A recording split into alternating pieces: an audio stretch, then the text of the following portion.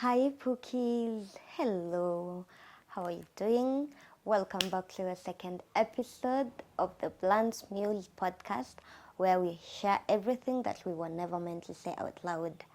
So grab your pen, grab your notebook and your water and lock in. Yes.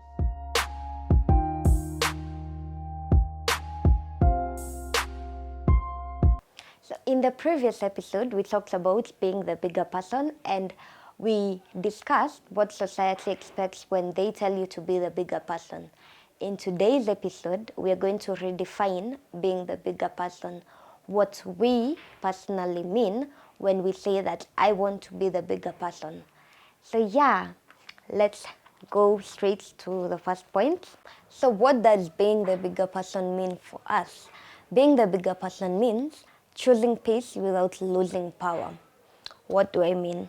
I mean that you analyze a situation and instead of clapping back, you realize that this situation is not worth your energy. So you walk away, not because you feel defeated, not because you feel overwhelmed, not because you feel powerless in the situation, but you walk away because you're trying to safeguard your energy. You're trying to keep your peace. Yes, you are walking away because you choose not to argue with people who mistake chaos for passion. So, point number 2. Being the bigger person involves responding instead of reacting. What is a response and what is a reaction and what is the difference? A response is a deliberate and thoughtful, controlled way of dealing with a situation or stimulus. So a response involves critical thinking. A response involves analysis of the situation before, concrete decision making. That is a response. A reaction, on the other hand, is an automatic, impulsive, and immediate action triggered by a stimulus. So, response tumesema involves critical thinking. Reaction involves not thinking at all. It is impulsive, which means it comes as a result of whatever has happened. So being the bigger person to us who are redefining the bigger person, means that we are choosing not to react to situations. Instead, we are choosing to respond. We are choosing to analyze how has this situation affected me? What will I do now moving forward? I have felt this way. This is how this situation has affected me. This is how I want to be moving forward. And then moving forward, you set boundaries. You set clear, concise boundaries with regards to what has happened. So being the bigger person involves, rather than being impulsive and, you've been pissed off and you're banging doors, you're throwing cups around, you're throwing pillows. Instead of that, we are going to be bigger people. What are we going to do? We are going to walk away from the situation, think about what the situation is, analyze how this situation has affected us, and then we're going to change the situation if possible. And whereas it is not a situation you can change, we are going to look for ways to maneuver around it. The third point, being the bigger person involves holding people accountable over holding grudges. What do I mean? When you're pissed off, instead of screaming and throwing things and blowing up, you hold the person accountable. You state what the person has done clearly and calmly, and then you say that it has affected you in this, that, or the other way. And then after you do that, after you've pointed it out, you set boundaries with regards to it. It is holding people accountable is letting people know that they have wronged you and you're not going to let it slide. You're not going to pretend that it never happened. Being the bigger person means, point number 4, protecting your energy like a currency. What does that mean? Make people work to afford you. Do not make yourself affordable. People value things that they had to work to gain. So, when you make yourself hard to gain, so that people have to work hard to gain access to you, then they're going to value your position in their lives. So, as you're living your day-to-day life, make yourself pricey. Protect you the way you protect your wallets. Protect you the way you protect your money. Don't let everybody have access to you, because once they have access to you and then they break that trust that you have decided to hand over to them, it is up to you to piece yourself back together, because your sanity, your peace, your safety, your security is your responsibility. Therefore, before you let just about anyone into your little bubble, you need to let them work to earn that space there. Because once they're there and, things happen and they hurt you, it is going to be your job to heal. It is going to be your job to piece yourself back together. And it is not easy to do that. So instead of going the long way and just letting anyone in, make yourself hard to gain access to. Protect you like you protect your currency. Last point number 5. I hope you have been with me throughout this journey of redefining being the bigger person. So, last point, being the bigger person for us.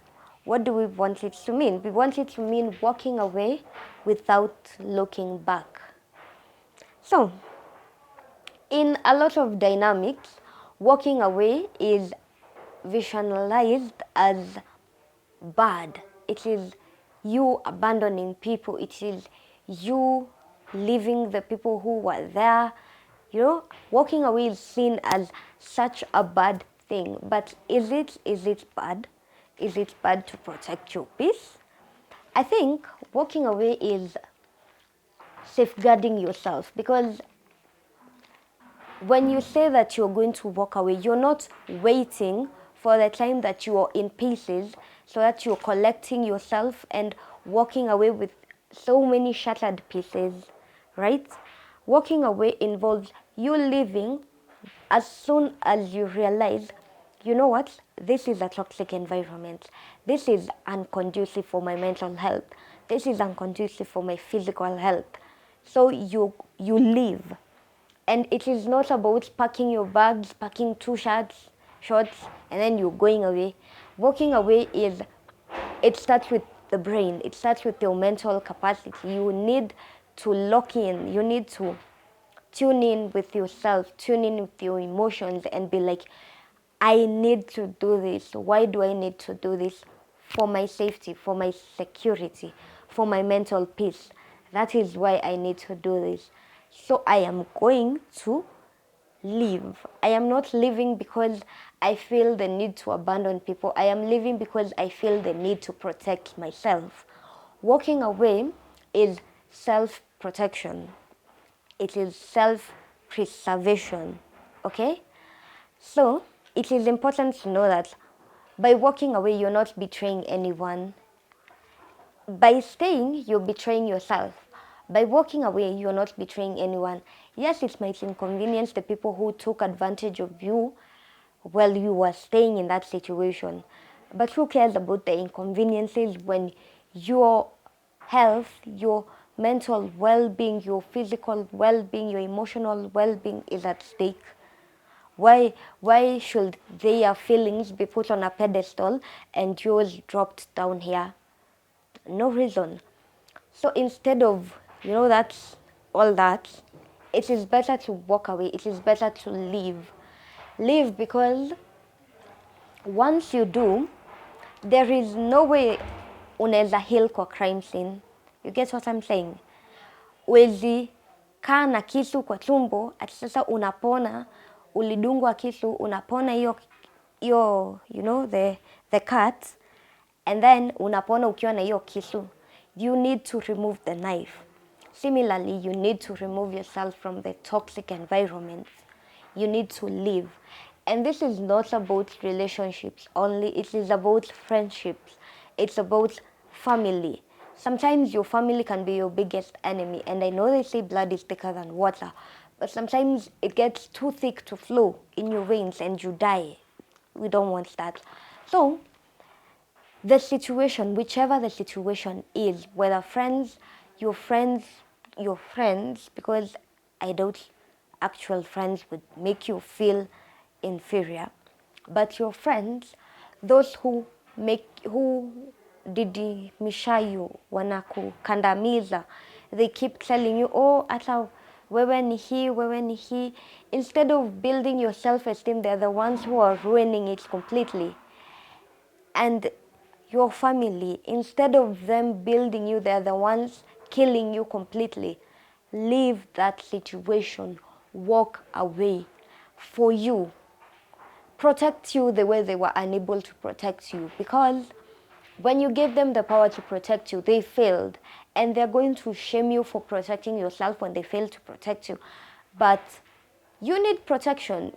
Bottom line is you need protection regardless of who it's from. And if they fail to do it, you need to do it for yourself. So walk away.